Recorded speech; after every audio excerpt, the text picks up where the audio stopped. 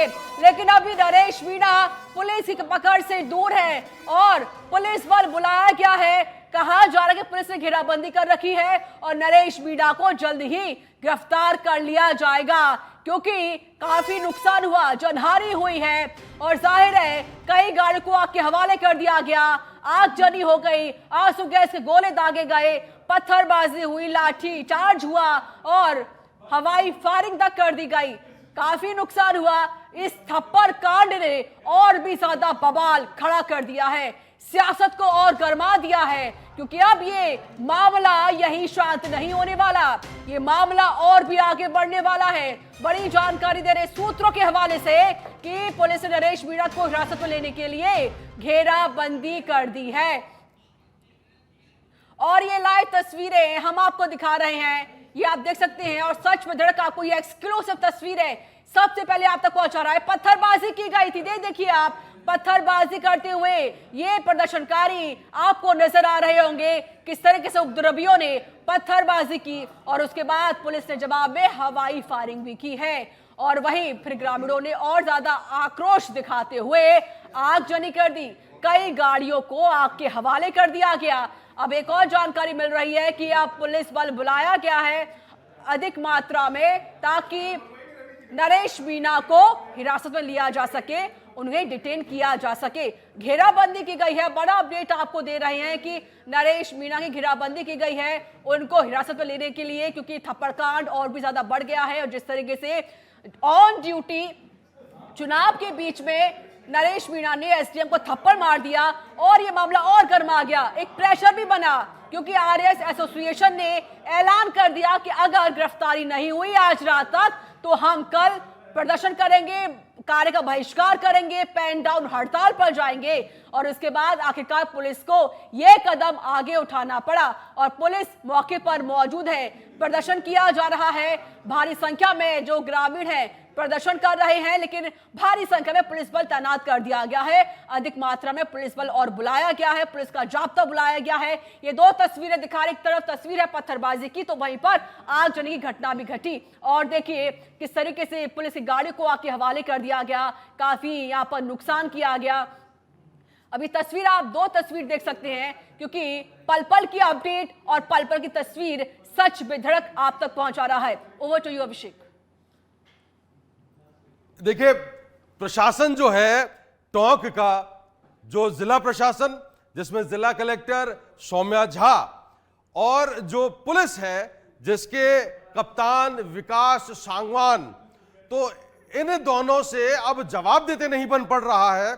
हम लोग लगातार कोशिश कर रहे हैं कि सौम्या झा कलेक्टर टोंक या विकास सांगवान एसपी टोंक के वो फोन लाइन पर जुड़े, राजस्थान को कम से कम ये बता दें कि जो टोंक की वीर बहादुर पुलिस है उन्होंने बड़ी मुश्किल से दोपहर से अब तक मशक्कत करके नरेश मीणा को डिटेन किया था और बताया जा रहा है कि नरेश मीणा अभी उस गिरफ्त से बाहर आ गया है।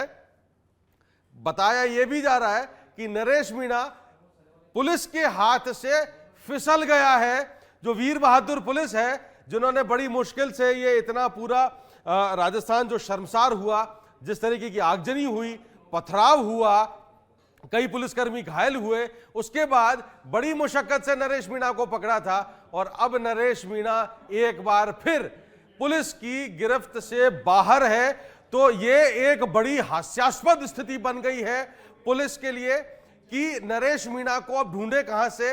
अतिरिक्त पुलिस बुलाई गई है, आईजी ओम प्रकाश मेघवाल वो इस पूरे मामले की अब मॉनिटरिंग कर रहे हैं और कोशिश की जा रही है कि नरेश मीणा को किसी भी तरीके से ढूंढा जाए, अन्यथा कल से आरएस एसोसिएशन 910 की कैडर स्ट्रेंथ वाली आरएस एसोसिएशन कल सुबह से पेन डाउन स्ट्राइक कर देगी और अगर आरएस एसोसिएशन जो कि राजस्थान सरकार का सबसे महत्वपूर्ण घटक है, पूरी जो मिड लेवल की ब्यूरोक्रेसी है वो आरएस एसोसिएशन देखती है और एक तरीके से एडमिनिस्ट्रेटिव पैरालिसिस हो सकता है पूरे सिस्टम को आरएस एसोसिएशन के पेन डाउन स्ट्राइक करने पर।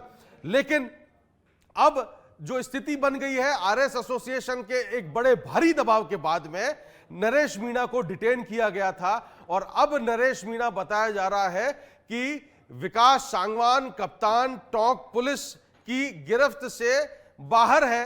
तो बड़ी बात यह है कि अंधेरे में पुलिस रही या नरेश मीणा ने अंधेरे का फायदा उठा लिया। और इस बात का जवाब मैं लगातार अपने दर्शकों को बता रहा हूं कि इस बात का जवाब टोंक के पुलिस कप्तान विकास सांगवान के पास नहीं है, टोंक की एडमिनिस्ट्रेटिव हेड सौम्या झा के पास नहीं है। हमारी टीम लगातार कोशिश कर रही है दोनों को फोन कॉल करने की, लेकिन जवाब क्या दिया जाए जनता को, अपना पक्ष कैसे रखा जाए, वो बात कहने के लिए दोनों ही ऑनलाइन आ नहीं रहे हैं, वो फोन रिसीव कर नहीं रहे हैं। लेकिन हम ये सवाल उठाते रहेंगे कि अंधेरे का फायदा नरेश मीणा को मिला या टोंक की पुलिस दोपहर से अब तक अंधेरे में ही थी। दिन के उजाले में एक आरोपी एसडीएम को थप्पड़ मार देता है और उनकी गिरफ्तारी नहीं होती है, उसे डिटेन नहीं किया जाता है, जबकि उस बात के एविडेंस मौजूद थे, बावजूद उसके उस व्यक्ति को हिरासत में नहीं लिया जाता है, उस व्यक्ति से पूछताछ नहीं की जाती है और पूरे दिन वही व्यक्ति प्रशासन पर और पुलिस पर दबाव बनाता रहता है। और आधी रात को जब उसे डिटेन किया जाता है तो उस अपराधी को अंधेरे का फायदा मिल जाता है। अब पुलिस कम से कम यह बता दे इस प्रदेश को कि नरेश मीणा कहां पर है, पुलिस की हिरासत में है या पुलिस की हिरासत में नहीं है, क्या वो अपने समर्थकों के साथ मीटिंग कर रहा है। क्योंकि एक बार हल्का लाठीचार्ज करके पुलिस ने नरेश मीणा के समर्थकों को तो तितर-बितर कर दिया है, लेकिन इस बात की कोई गारंटी नहीं ले सकता कि यह सिचुएशन कितनी देर तक रहेगी कि वापस उस तरीके की कोई अप्रिय स्थिति ना आ जाए, इसकी क्या जवाबदारी है। लेकिन जो एसपी साहब हैं और जो जिले की एडमिनिस्ट्रेटिव हेड है, उनसे जवाब देते नहीं बन पड़ रहा है कि नरेश मीणा एसडीएम को थप्पड़ मारने का आरोपी रात के अंधेरे में पुलिस के हाथ से छिटक गया या पुलिस के हाथ लगा ही नहीं। बताया यह भी जा रहा है कि नरेश मीणा के भ्रम में कुछ समर्थकों को ही पकड़ा गया था। अब बहरहाल यह पूरी स्थिति टोंक पुलिस ही साफ कर सकती है। ऋचा, इससे ज्यादा हास्यास्पद स्थिति नहीं हो सकती कि एक आरोपी को जो कि पहले एसडीएम को थप्पड़ मारे और उसके बाद में उसके समर्थक लॉ एंड ऑर्डर को स्टेक पर रख दे, इस तरीके की आगजनी कर दे, कानून व्यवस्था को अपने हाथ में ले ले और पुलिस पहले कहे कि नरेश मीणा को डिटेन किया गया है और फिर बात अंधेरे की होने लगे। जाहिर है अक्षय, क्योंकि कभी तो ये लगता है कि शायद इसका इंतजार किया जा रहा था। डिटेन तब करेंगे जब ये सारे कांड हो जाएंगे, चाहे वो आगजनी हो, पत्थरबाजी हो या हवाई फायरिंग ही क्यों ना हो, क्योंकि अपना दमखम भी पुलिस को दिखाना होता है। और वही तस्वीर नजर आई। हालांकि पहले कहा गया कि डिटेन कर लिया गया, अंधेरे का फायदा उठाकर अब नरेश मीणा कहां गए, इसका जवाब पुलिस अधिकारी नहीं दे पा रहे हैं। तभी तो हमारा फोन रिसीव नहीं कर रहे, ना कोई वार्तालाप करना चाहते हैं। कलेक्टर साहिबा भी वार्तालाप नहीं करना चाहती हैं, वहां के जो पुलिस अधिकारी है वो भी वार्तालाप नहीं करना चाहते हैं, क्योंकि उनको जवाब तो देना पड़ेगा कि कहां गया नरेश मीणा।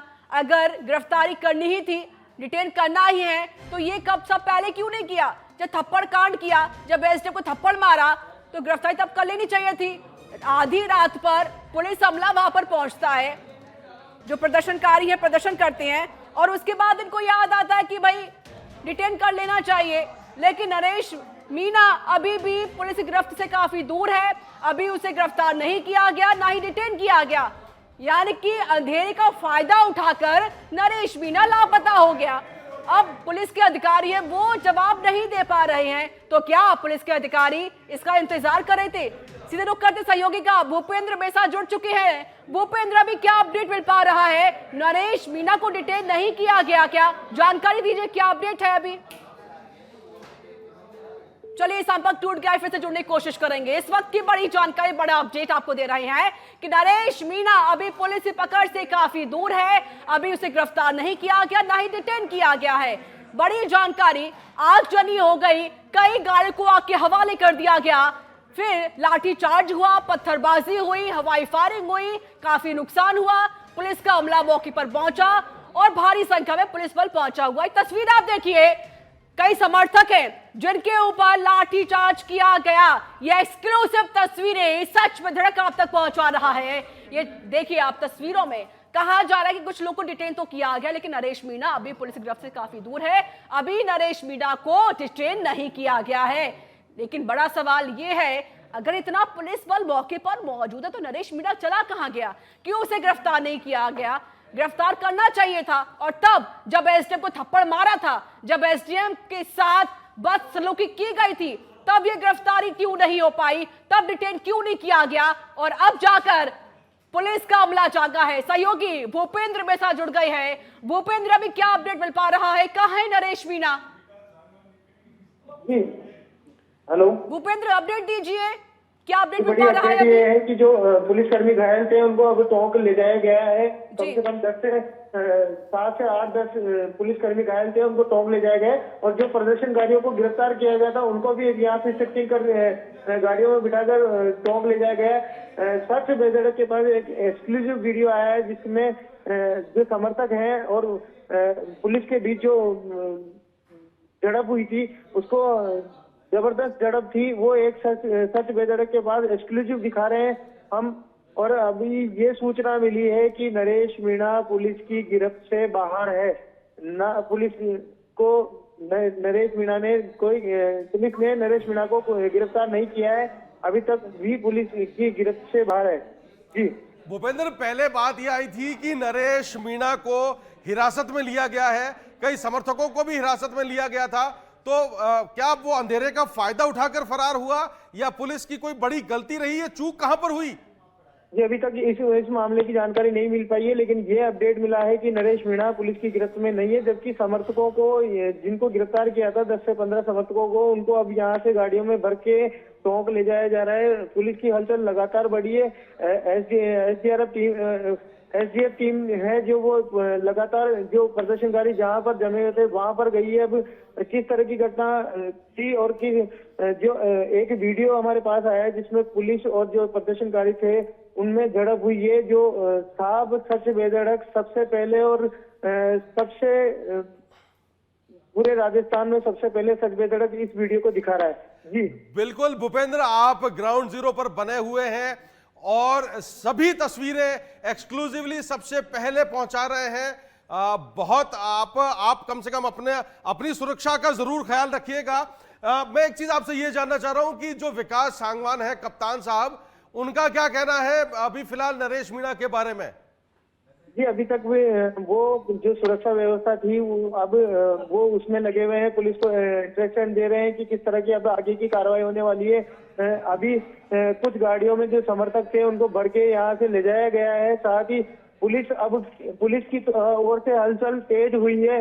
अब किस तरह की जानकारी है, क्या है, अब हम देखना चाहेंगे। बिल्कुल, मैं आपसे ये कह रहा हूं और तमाम जो दर्शक हैं उनसे भी ये कह रहा हूं कि ये अपील है सच बेधड़क की कि शांति बनाए रखें और सबसे जरूरी है कि जो तमाम लोग हैं वो धैर्य बनाए रखें। सच बेधड़क अपील कर रहा है। भूपेंद्र, मेरी आवाज आ रही है आपको? भूपेंद्र, मेरी आवाज आ रही है आपको? हेलो भूपेंद्र, मैं कह रहा हूं मेरी आवाज आ रही है आपको? हेलो हेलो भूपेंद्र, मेरी आवाज आपको आ रही है? तो मैं आपसे ये कहना चाह रहा हूं कि आप अपना बेहद ख्याल रखें। और बड़ी बात यह है कि हम अपील कर रहे हैं तमाम लोगों से पूरे प्रदेश में जो भी इस वक्त टेलीविजन स्क्रीन पर है हमारे सामने, उनसे कि शांति बनाए रखना बेहद जरूरी है। तमाम लोग शांति बनाए रखें क्योंकि ये बेहद जरूरी हो जाता है ऐसे माहौल में जब पूरा वहां पर बड़ा प्रदर्शन हो रहा है, आगजनी हो गई है, वाहनों को आग के हवाले कर दिया गया है। तो सच बेधड़क ही अपील करता है कि तमाम लोग शांति बनाए रखें, धैर्य रखें और संयम से जरूर काम लें।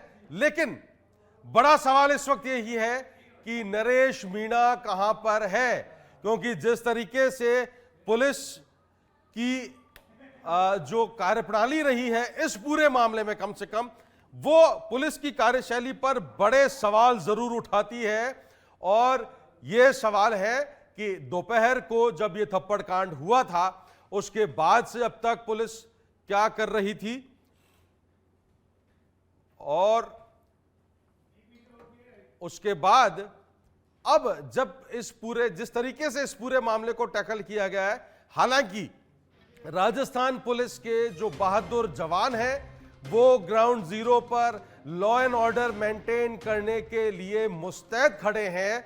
कई जवान घायल हुए हैं और ये वही पुलिस है जो अपनी जान पर खेलकर लोगों की सुरक्षा में लगी रहती है। लेकिन बात उन बड़े अफसरशाही जो लोग हैं, जो अफसरदान हैं, उनकी बात है, जो बड़े अधिकारी हैं उनकी बात है कि किस तरीके से और कितनी गैर जिम्मेदारी से उन्होंने इस पूरे मामले को टैकल किया कि इस तरह की स्थिति आ गई जब आधी रात को टोंक जिले की पुलिस सड़कों पर है, लोगों पर लाठियां भांजी जा रही है। क्योंकि अगर जो बड़े अधिकारी हैं वो समय रहते इस पूरे मामले को ठीक से टैकल कर लेते, अगर वो समय रहते चीजें ठीक से हैंडल कर लेते तो चीजें कुछ बेहतर हो सकती थी। लेकिन अब जब ये पूरा मामला हो गया है, या बहुत ज्यादा पैनिक की स्थिति हो गई है, इस पूरे मामले में लॉ एंड ऑर्डर स्टेक पर चला गया है, लाठीचार्ज हो चुका है, आगजनी हो चुकी है, लोग घायल हो चुके हैं। उसके बाद जब नरेश मीणा को बड़ी मुश्किल से हिरासत में लिया जाता है तो कुछ ही देर बाद में खबर आती है कि नरेश मीणा को अंधेरे का फायदा मिल गया और नरेश मीणा फिलहाल पुलिस की पकड़ से बाहर है। पहले जो वीर बहादुर पुलिस है वो ये कहते हैं कि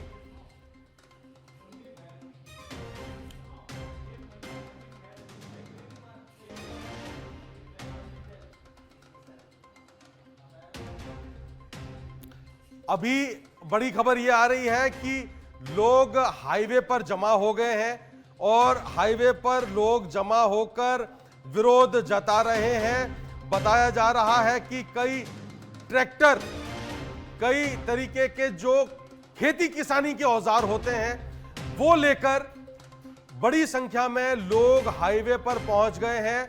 हम कोशिश करेंगे, हमारे सहयोगी भूपेंद्र जो कि ग्राउंड जीरो पर लगातार लगे हुए हैं, ग्राउंड जीरो से हमें लगातार सूचनाएं दे रहे हैं, उनसे एक बार फिर से संपर्क करने की कि कितनी बड़ी तादाद में हाईवे पर लोग पहुंचे हैं। और हम कोशिश करेंगे कुछ देर में उनसे भी संपर्क करने की, हमारे सहयोगी भूपेंद्र से, कि लेकिन फिलहाल बड़ी खबर यह आ रही है कि हाईवे पर लोग जमा हो गए हैं और विरोध प्रदर्शन एक बार फिर से शुरू हो गया है। कुछ देर पहले खदेड़ा गया था लाठीचार्ज करके नरेश मीणा के समर्थकों को, लेकिन अब जो है समरावता के पास से गुजर रहे हाईवे पर एक बार फिर से लोग जमा होने लगे हैं। नरेश मीणा के समर्थक, खेती किसानी के जो औजार हैं वो उनके पास में है। बताया जा रहा है कि बड़ी तादाद में ट्रैक्टर लेकर भी वहां पर लोग पहुंचे हैं। रोड को जाम किया जा रहा है, हाईवे को जाम किया जा रहा है। और अगर ये जो चीजें सूत्रों के हवाले से अभी तक जो आ रही है, जो चंद के चीजें कि हाईवे जाम करने की कोशिश चल रही है, अगर कुछ देर और रहा तो हाईवे पर भी बड़ा जाम लग सकता है। हाईवे से भी वाहनों को जो ट्रक्स हैं, जो वहां के दूसरे जो पैसेंजर्स वाहन जो वहां से निकलते हैं, उनके लिए बड़ी मुश्किल स्थिति हो जाएगी, उन्हें डाइवर्ट करना पड़ सकता है। अगर ठीक तरीके से अभी हाईवे को पुलिस बचा ले जाती है, हाईवे पर लोगों को अगर जमा होने से रोक पाती है, तो यह पुलिस की एक बड़ी सफलता रहेगी। लेकिन जिस तरीके से पुलिस का जो रवैया है, जिस तरीके से पुलिस पूरे मामले को टैकल कर रही है, उसे देखकर अब ये देखना होगा कि कुछ देर बाद में हाईवे पर क्या स्थिति होती है। लेकिन लाठीचार्ज के बाद में जो लोगों को खदेड़ा गया था वो अब वापस जमा होने लगे हैं और ये इस वक्त की बड़ी खबर है कि लोग एक बार फिर से जमा हो रहे हैं। पुलिस कप्तान विकास सांगवान, उन्होंने इस पूरे मामले को जिस तरीके से टैकल किया है उसके नतीजे आप अपनी टीवी स्क्रीन पर देख रहे हैं। पुलिस इसे कितना बेहतर तरीके से टैकल कर सकती थी, कलेक्टर सौम्या झा इसको कितना बेहतर तरीके से टैकल कर सकती थी, वो अब सारी चीजें। और एक बड़ी खबर आ रही है एसडीएम थप्पड़ कांड मामले में। अभी अभी एक बड़ा अपडेट आया है कि पुलिस और नरेश मीणा के समर्थकों के बीच एक बार फिर से झड़प शुरू हो गई है। जो उन्हें खदेड़ा गया था, कई पुलिसकर्मियों को चोटें आई हैं। पुलिसकर्मियों को जो कुछ देर पहले चोटें आई थी और एक महिला जो है उसके गंभीर घायल होने की सूचना मिल रही है। एक बार फिर से ये पूरा मामला आमने सामने का एक बार फिर से बनता हुआ नजर आ रहा है। जिस तरीके से लाठीचार्ज के बाद में जो लोग तितर बितर हुए थे, अब एक महिला गंभीर रूप से घायल हो गई है, इलाज के लिए ले जाया जा रहा है। ये तस्वीरें आप अपनी स्क्रीन पर देख रहे हैं।